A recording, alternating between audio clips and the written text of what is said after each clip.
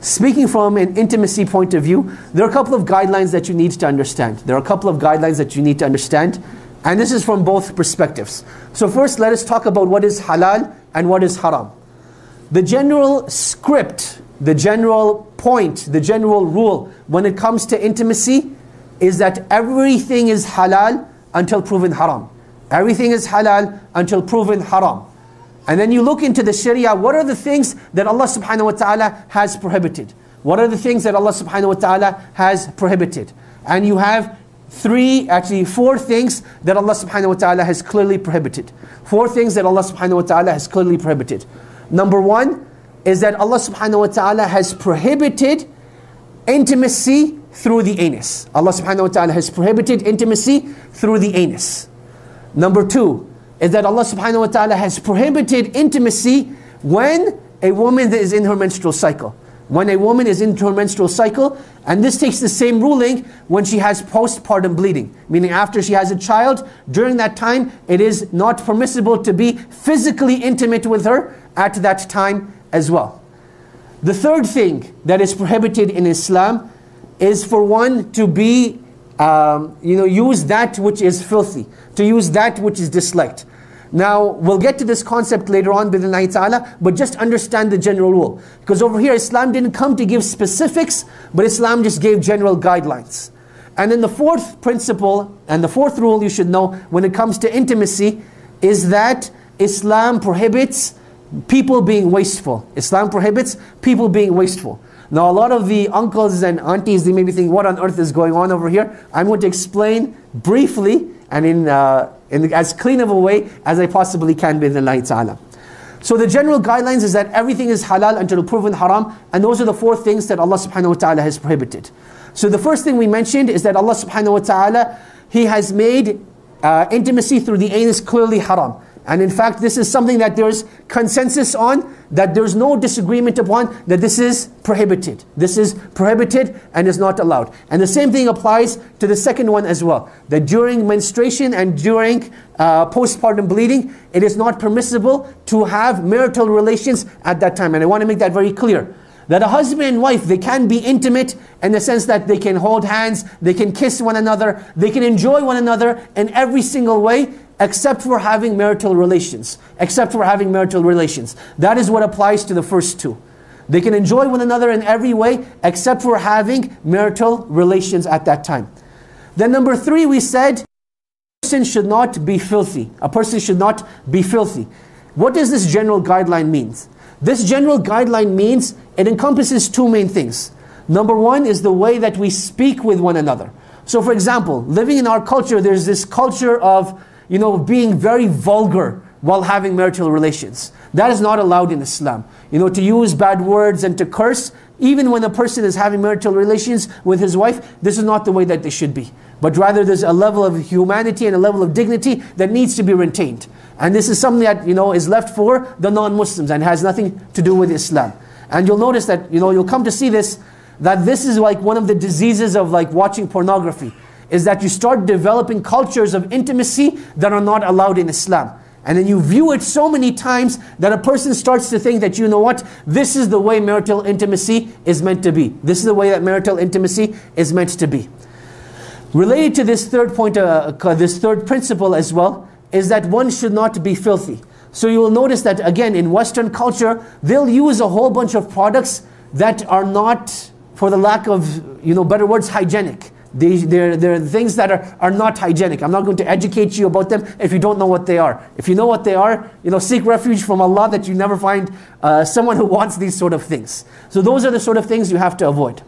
Then the fourth thing is that you're not meant to be wasteful. That you're not meant to be wasteful. And this is something that you'll find in the books of old, that certain things that you're allowed to use in intimacy, certain things that you're not allowed to use in intimacy. So the question arises, are you allowed using food while being intimate? Are you allowed using food while being intimate? And the answer to this is yes, as long as you're consuming that food. So for example, I'm going to throw out names of foods, you figure out what to do with them. So when you talk about like chocolate sauce, you talk about whipped cream, you talk about, those sort of things, these are things that you're allowed to use. These are things that you're allowed to use. But at the same time, a person should not be wasteful. A person should not just use these things and then throw these things away. But rather, you're meant to consume them and not be wasteful. Now, those are general guidelines. Those are general guidelines. Now, why do I mention these sort of things? That as Muslims, there needs to be a safe space.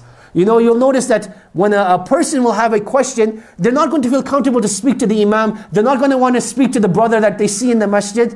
There needs to be a safe space. And one thing we definitely don't want is, people going to the internet and trying to research, should I be using this or should I not be using that? They don't have the level of morality and ethics that a Muslim is required to have. So I want to give you general guidelines in terms of what is allowed and what isn't allowed. And the reason why I bring this up again is because one of the biggest levels of frustration is because of this improper intimacy. That the parents, they got the children married, they're like, beta, beti, you're now officially married, go figure things out yourself. The boy who's never had a boyfriend, the boy has never had a girlfriend, and the boy has never had a girlfriend, and the girl has never had a boyfriend. She's like, what do we do now? And then try reading these books by like Ibn Hazm and some of the scholars of the past, and they're like, what on earth is this? It seems like mechanics or something. And it's very difficult. And that's why this needs to be discussed with our up-and-coming, teenagers and young adults that are getting married in a halal and in a mature manner. So those are the guidelines.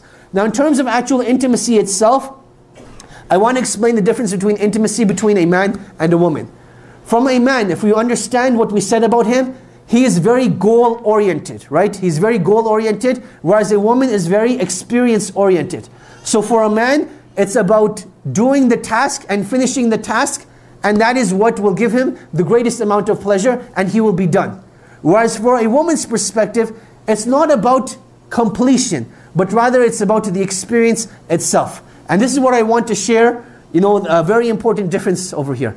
That there will be, for a husband and wife, when they get married, there will be a time where a man will need to fulfill his urge. A man will need to fulfill his urge, and a woman will be like, what? Let us go out for dinner first. Let us light some candles. Let us, put on some nasheeds. And the man is like, that is, on the inside, he's being, like on the outside, he's being polite, but on the inside, he's like, this is not what I need right now. I've just gone through some major fitnah, something happened, and I need to fulfill my urge. A woman needs to recognize that at that time, he's not in the mood for an intimate experience, he just needs to fulfill his urge.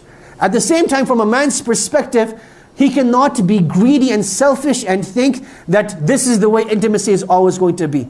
There's a time to take, but there's also a time to give.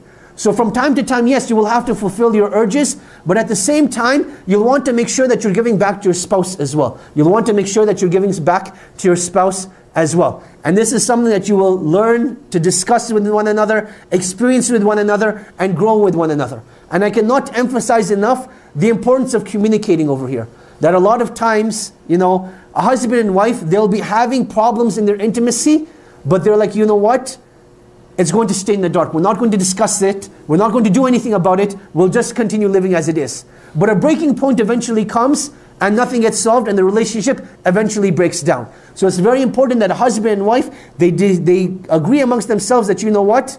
We may not know anything about intimacy coming into the marriage, but now that we're married, Allah has made us halal for one another. Let us enjoy this experience. Let us enjoy this experience and let us learn about it as well. So if there's something that you like, tell your spouse about it. If there's something that you dislike, tell your spouse about it. Rather than holding those feelings inside and repressing those emotions, deal with them up front, and it makes things a lot easier. Rather than leaving your spouse to guess, what does my spouse like, what does my spouse not dislike, be open about it, be frank about it, but be, ethical and moral about it as well. That there's no need for vulgar descriptions, and be, sane and humane, and speak about it in a mature manner.